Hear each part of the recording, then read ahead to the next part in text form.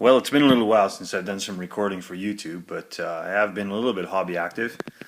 I was inspired to make this lighthouse for the high elves, and through a couple of crafty things that I'll show you as we go along here. So here's the inspiration for it. This is actually a vase that I bought at a dollar store. It's platinum. It cost me a whole whopping $1.25. And what I did with it using a rotary tool is I lopped it off to make it smooth on the bottom.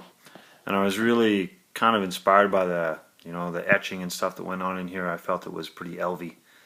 So when I flip it upside down, take a couple parts from Chariot and make something as a semblance of a doorway to put at the bottom, it starts to take shape. Now here's a few of the other components that I put to use as well.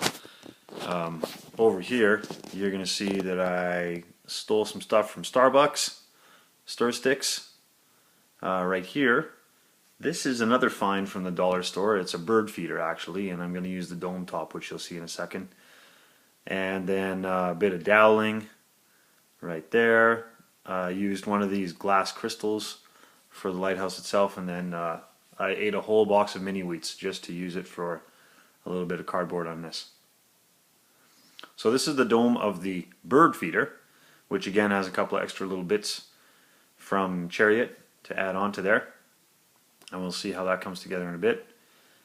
To build up the platform, use the lower half of the bird feeder and the wood doweling to create some pillars, and then there goes the crystal in the middle to create my light, I guess. This is a very exciting piece of foam, but it does turn into something. This is the platform which I'm going to mount it on, so I cut the shape and ground it out of the foam so that I can sink the vase into there. Now the way I do this thing is I do a lot of side lawn slashing with this, with my foam. And then after that I pick it away with my fingernails to create the striations in the stone. So jumping ahead, I don't take a lot of pictures of in progress. So here we are to the final product, and I put our good friend Boromir in there for a little bit of scale comparison. So this is the lower half, all done. This is the upper half, all done. Found a little glass bead to put on top, and painted on some stonework. I had to, even after I took this picture, I kind of add a little bit more texture to it. But you can see there was good texture in that roof from the bird feeder that you might not have been able to see when it was black.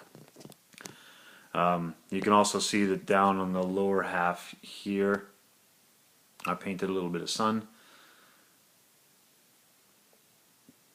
Another overhead view. Nothing much different about that, except for that you can see a little bit of the texture that I painted onto the Starbucks stir sticks around this area to give it a little bit of shape and depth to the wood. Back down on the lower level again, I wanted to come in here just to show you the texturing of stone and stuff. So I just used some heavy pebble for this part area, and glued on a lot of other sand going around in here, and that added the texture. Paint colors as they are, simple enough.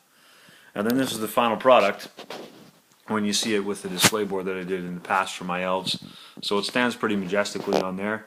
It's also something I'm going to be able to use in regular battlefield terrain, for a tower, for a wizard tower, for an elven waystone, any of those kinds of things. So it was a fun little project that came together, and I think that I spent a whole $5 on this thing. So I guess the lesson that I have for everybody here is go spend some time in the dollar store. You're going to find junk that will turn into something that actually will be pretty striking on your battlefields. Do that. And good day.